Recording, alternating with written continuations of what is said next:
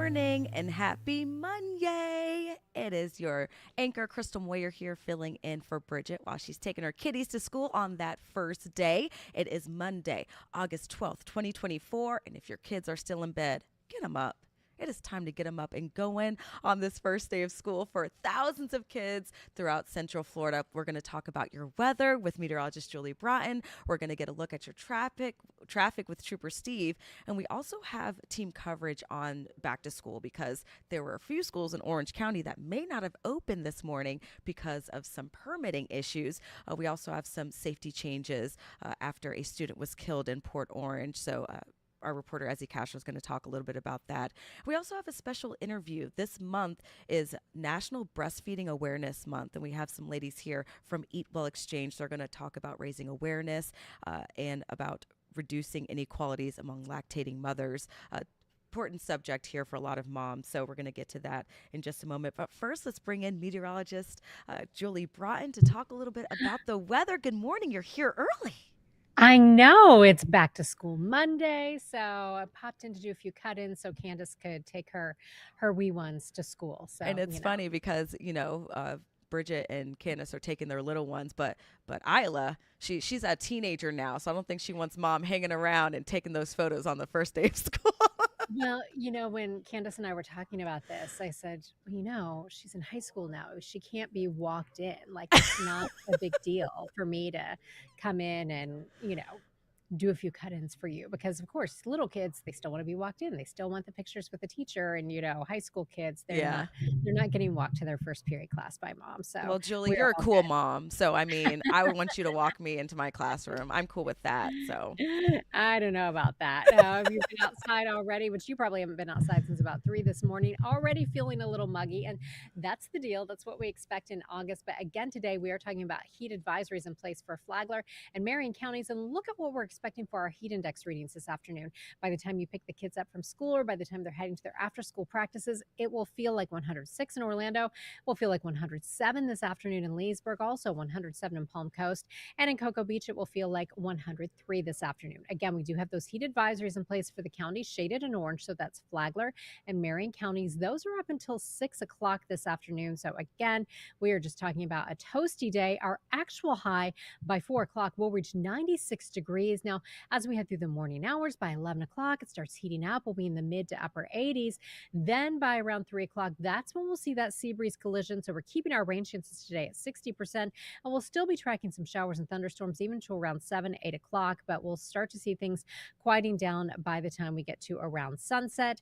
Your clouds and rain forecast, we're expecting some showers to start popping up even by around noon. The general movement today will be again from west to east. Then we'll see that sea breeze collision by around 3 o'clock. Notice areas like northern Lake County, back down into Seminole and Orange County, and also over along the Cape. That's when we'll start to see things intensifying by 5 o'clock. Again, it looks like the heaviest activity should be along the I-4 corridor or beginning to shift east of the I-4 corridor, just in time for the drive home. Then 6 o'clock, I think our southern counties still dealing with some pockets of heavier rain. We could see some gusty winds, also a lot of lightning, and then we will keep it quiet as we roll through the overnight hours. So again, expect those sea breeze collisions. Now, we do want to take you out to the tropics. We are watching potential tropical cyclone 5. All the models are in pretty good agreement that this will become our next system. The next name on the list is Ernesto. The hurricane hunters are flying in there this morning to check this out, see what's going on. So it could even become a tropical depression today, depending on what they find with that. But all of the models are in good agreement that this will take a turn out in the Atlantic once it moves through the islands, and will only be really a factor for us as far as some rough surf this weekend. But this could become a Category 2 hurricane by Saturday morning with winds at 110 miles per hour. Of course, that is something we will be watching. Here's how it looks for you for the next 7 days. Tomorrow, again, more of the same. And then toward the end of the week, we are watching a front that could bring us slightly lower rain chances and not a dramatic cool down. But hey, at this point, if we could just get back to normal, which is low 90s, we'll take it, because we have not seen normal temperatures on a regular basis in a while. So we have been abnormal. Yeah. So it's so funny when you guys talk about the cool down, and it's like when we get down to the low 90s, that is a cool down from what we've been experiencing lately. Right. You know, at this point, when you're used to 96, 97 heat index readings in the low 100s, a high of 92, it does actually feel different. I know that sounds crazy, but you can feel it. We'll take it. Why not? Yeah, We're in Florida, so I can't complain too much. absolutely. Well, thank you so much, Julie. All right, so we're going to check in with Trooper Steve. He's got some breaking traffic alerts to talk about, and then we're going to touch a little bit on some back to school new equipment that will be used in Osceola County. So let's go ahead and bring in Trooper Steve from the Traffic Center. Good morning. Good It's so morning. nice to see your face again. Well, I was just how you guys stare at my Facebook. I was staring at yours while you were just in your tropical environment and not here with us. Yeah. No, you enjoyed it. It was great. I'm so happy that you got to get away for a little bit. It was nice. It was nice to have my braids in, didn't have to do my hair. I didn't put on makeup. I just did not care. That's the best part. I wish we could walk in like that here. We would have no problem. I don't think the viewers would I be don't think very happy they with would it. care. um, Yeah, they'd be like, "Yo, what's going on?" so, as I understand, we have a traffic alert, a potentially deadly crash Yeah, involving a pedestrian. Yeah, this just came out a little while ago. We can go straight to the traffic maps here. So, morning commute, it's already going to be different this morning, but we are seeing a fatal crash confirmed by the Florida Highway Patrol eastbound Colonial Drive. Right now, they have it shut at Dean, so they've cleared a lot of the traffic out that was between Dean and Rouse Road. But if you're headed east, meaning from Orange County towards Waterford Lakes, towards Brevard County, that would be your eastern direction. That area is going to be shut down. This is a hit and run crash, vehicle versus pedestrian. Pedestrian, unfortunately, was transported to the hospital but died at the hospital. So this is going to be quite a scene out there for quite some time. So I'm asking that you avoid it as much as possible. We are starting to get a little busy out here, so we need you to pay attention. There was an earlier crash along 434 in Kennedy. That's been cleared out. But 434 does become a school zone for about 100 feet. So please be careful as we check out some of our school zones. Look how red it gets. We come down here along Edgewater, just outside the Bishop Moore area, seeing those delays along Parr and the College Park area. So we've got to increase that following distance. I do have a crash at Silver Star headed east between Apopka Vineland and Hiawassee. But just further east of that, the intersection there, we're talking right there along Silver Star and Pine Hills, bumper to bumper. Trying to mix four words into one doesn't work out too well. I wouldn't recommend it. And then Apopka Vineland, north and southbound, and then even on Hiawassee. So this is what I was talking about, Crystal, most of the morning, is people just need to get ready for the delays. Point Siena, Pleasant Hill, I'm sorry.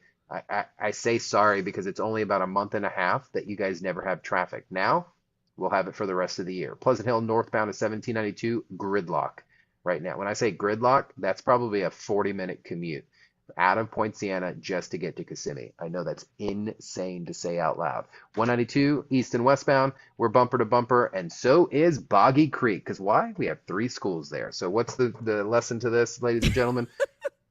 Just need to pay attention, please. Just pay Yeah. attention. That's I all I'm asking. and I That's think all I'm asking. all parents need constant reminder because we're not in that summer flow anymore of traffic. We're back to school, so you've got those buses out there, you've got pedestrians, you've got bicycle riders out there. Right. So heed that warning, be safe. And Steve, you're very involved in the community, and I don't think a lot of people know that you are a part of the Osceola County Public School Safety Task Force. So you got to take a Right. peek at some new weapons detection system that will be put in some schools right now. It's at Osceola High School. Yeah, in order to keep my glass full, I do a lot of things outside of here, whether it's trooping or serving on different boards and stuff. So originally, I started on the school district's school task force for their school resource officers. So once we ended that task force, they asked me to join the safety and security committee for the Osceola County School District. We meet quarterly, we discuss policies. We look at what's happening, and it's a diverse group of people from different backgrounds, and we try to implement what the biggest changes should be that can get results.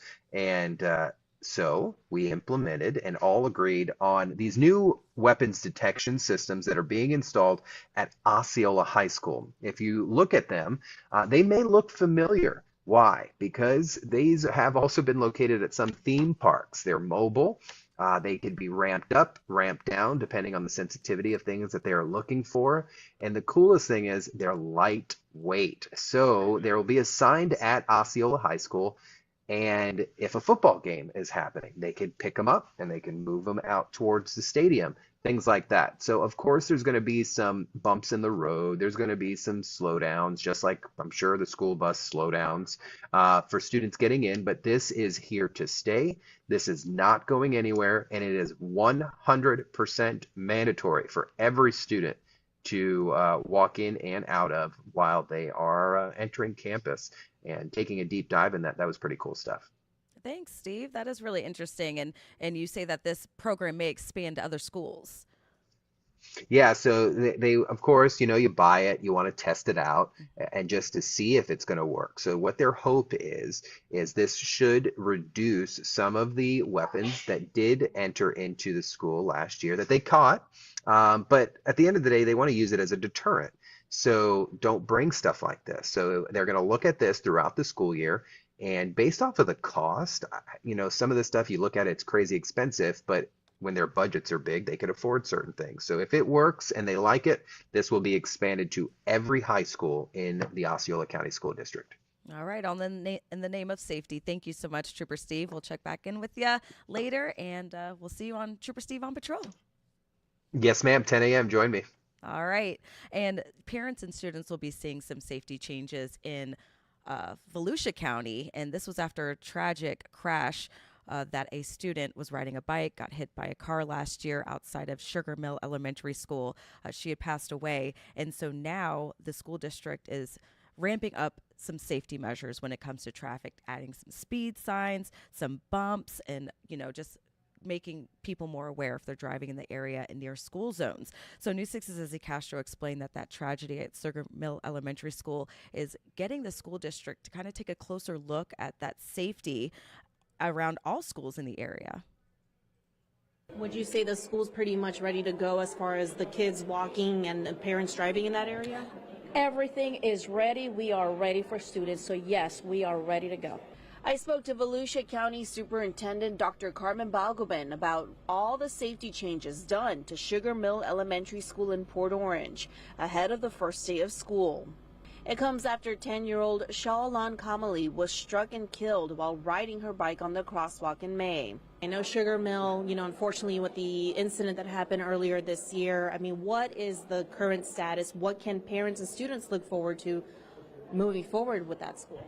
So I want our students and our parents to know that when it comes to safety and security, that is our number one priority. It is always our number one priority to keep our students safe, but also our faculty and staff.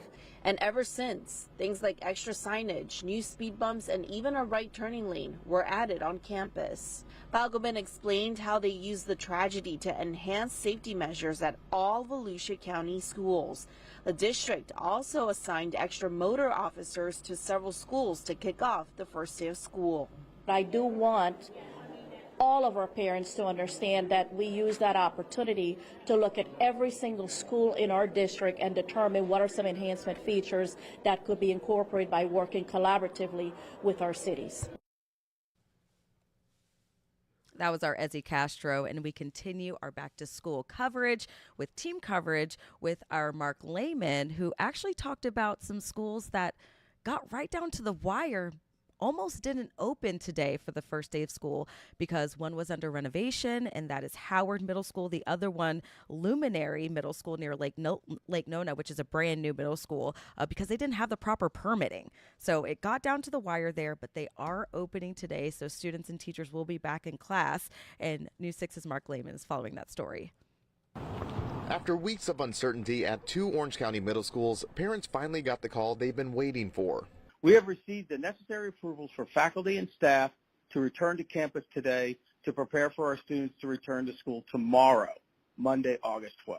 Howard Middle School, which is in the middle of a $36 million renovation project, cleared inspections over the weekend. The same goes for newly built Luminary Middle, which also got its certificate of occupancy, holding its open house just yesterday. When I got the notification today that the school was going to be done in time, I felt relieved and I felt like I could actually go to school now. The district says construction delays put the start date at both schools in jeopardy. Well, I was panicking.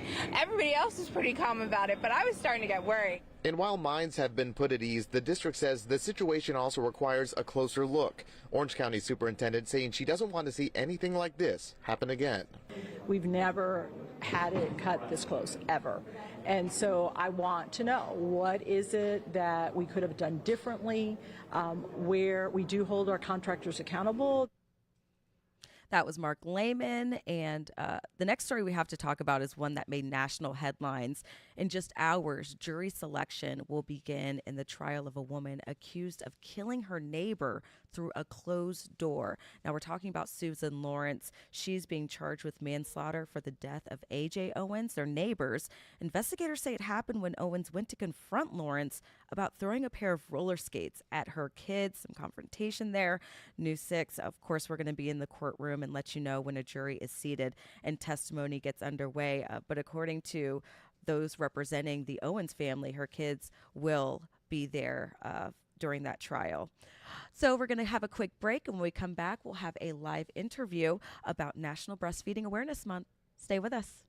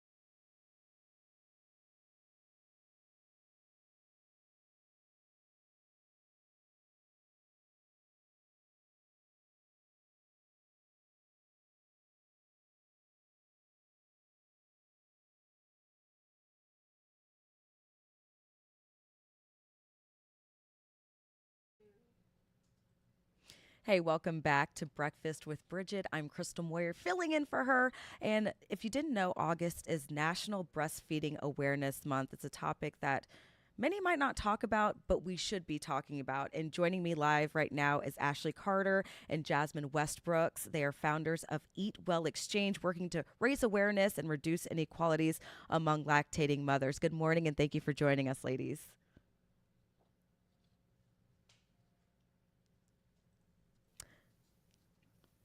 So tell me a little bit about, when we talk about breastfeeding and women, and this is something that when you hear about new mothers, there can be some issues when it comes to breastfeeding and then some negative connotations behind it. Well, I'll start off by saying that most of us are never truly educated on breastfeeding. So it's not something a lot of us learn in school. Mm-hmm. We really don't talk much about it. Even in medical professions, we don't. Both of us are registered dietitians. And then all of a sudden, you get pregnant and you're supposed to be an expert at breastfeeding. Everyone's looking at you for answers. So that's what we're doing today. We want to bring some education on what breastfeeding is, why it's important, and why there's some disparities. The main thing to know is that every woman can breastfeed regardless of breast size, regardless of socioeconomic status. So it's a great way to even the playing field and help your baby have the healthiest start. Yeah. And, the CDC came out with a report saying 60% of mothers don't breastfeed as long as they intend to. Why is that? I honestly think there's lack of support sometimes, and moms aren't aware of the support that is out there. So that's why it's so important for this particular month, right? To bring awareness to the support that's out there. Also to bring awareness to the challenges and let moms know that they're not alone if they do have challenges with breastfeeding, because Oftentimes, there may be goals set during that pregnancy period that you're going to breastfeed exclusively, and it's going to be, a great experience. But it's good to have support from others, whether it's from an international board certified lactation consultant or just even family or friends to kind of guide you through that support. And there's some cultural norms that can get in the way here, especially when it comes to race. Can you touch on some of those? Definitely. So when it comes to cultural norms, a lot of times there's myths that some cultures have, like if you're upset, you shouldn't breastfeed. If your breasts are too small, you shouldn't breastfeed. And all of those are not true. Breastfeeding is absolutely the best option for everyone. And that's because your milk is custom made for your baby. So it's like having a private chef for your baby every single day that's making milk that's going to have the right immune support your baby needs, the right temperature, the right nutrients and everything as your baby continues to grow. So, Mm-hmm. absolutely the best. And it's just one of those things to educate yourself. So, that's family, friends, coworkers, employers. Really get some knowledge on breastfeeding so that way, even if you're not physically the person nursing, you're able to help someone who is. And I know a lot of new moms might be concerned about medications or things that they're eating and that how that could affect the milk that they're, going to feed to their child if they breastfeed. Absolutely. I know Ashley and I, when we worked at WIC, we saw that a lot where moms would hear again certain myths, but there are certain things that can impact baby when it comes to breastfeeding. But it's not for every single baby. So I think it depends on mom to really be aware of the different behaviors that their baby may be experiencing. Like if they notice there's a lot of gas or digestion problems, then it may be a good conversation to bring up to their provider, or even to just family and friends to see if they've had that same experience. And I think it's important to let women and new moms know that they can advocate for themselves. I think when it comes to workplace, we're seeing differences here with, some workplaces now offering, private areas for them to go pump or breastfeed. And you're seeing this at airports as well. What do you have to say about women advocating for themselves and speaking up if this is something that they want to do? We say that that's everyone's job. So the mom who's breastfeeding and then everyone else around should educate themselves on the rules and regulations of breastfeeding. One of them is that women should be provided a space to nurse. So that's not a bathroom because we don't eat our food. We don't eat lunch in the bathroom. So you shouldn't breastfeed in the bathroom either. And that's giving them space to breastfeed the proper time. And for employers, it's beneficial to know that when a woman is breastfeeding, she's going to decrease the chances that her baby is sick. So that means that she's going to be out from work less.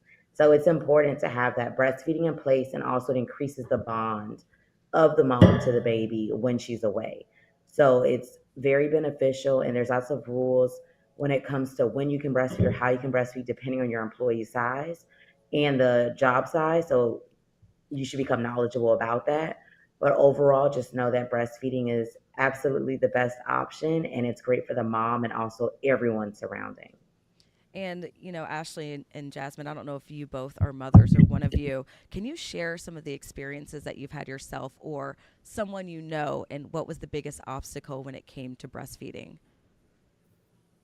I think for me, I remember growing up actually, and remember my grandmother babysitting someone or someone's child, infant that was breastfeeding. And it was almost like a secret. I remember her putting like the breast milk in the refrigerator and saying, this is mom's milk and don't touch it. Or just a stigma around like it being a secret and not really educating me on it. Even though I was a teenager, it was something that I was always curious about, like, oh, breastfeeding, that actually then encouraged me to ask my mom, like, Mom, was I breastfed?